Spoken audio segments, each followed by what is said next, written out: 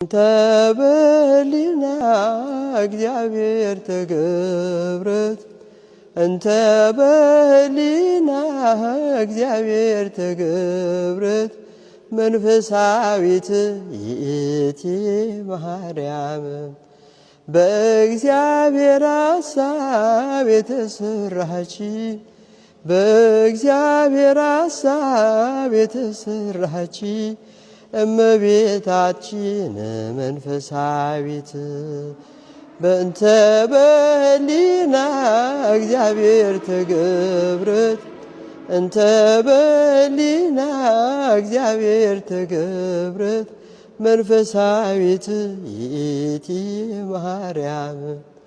ምክንያተ ድነት አንቺ በመሆንሽ የሲኦል ደጆች